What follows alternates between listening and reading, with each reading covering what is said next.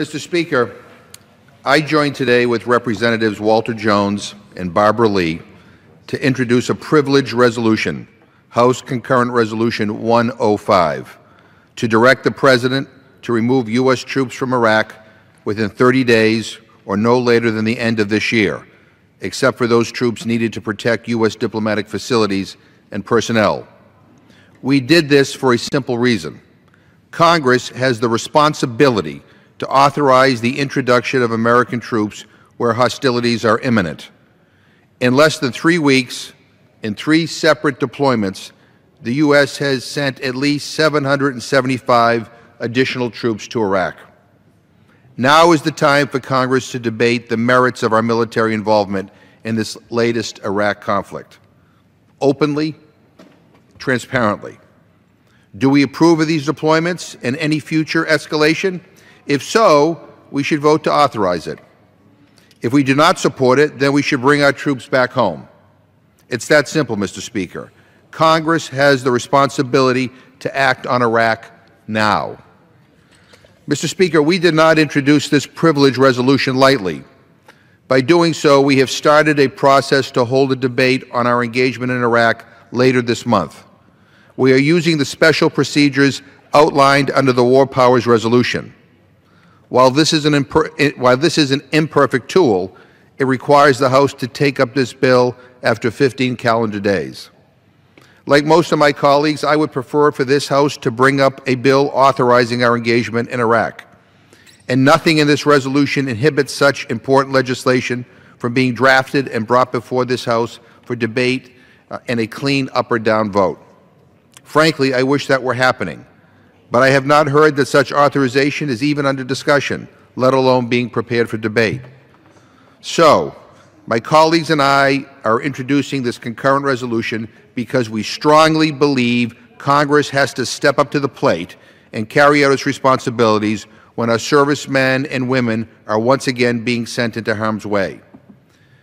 The time for that debate is now, not when the first body bag comes home from Iraq, not when the first U.S. airstrikes or bombs fall on Iraq, not when we are embedded with Iraqi troops trying to take back an ISIS-held town, and worst case scenario, not when our troops are shooting their way out of an overtaken Baghdad. Now, Mr. Speaker, is the time to debate our new engagement in Iraq, before the heat of the moment, when we can weigh the pros and cons of supporting the Maliki government or whatever government is cobbled together should Maliki be forced to step down. Now, before we are forced to take sides in a religious and sectarian war.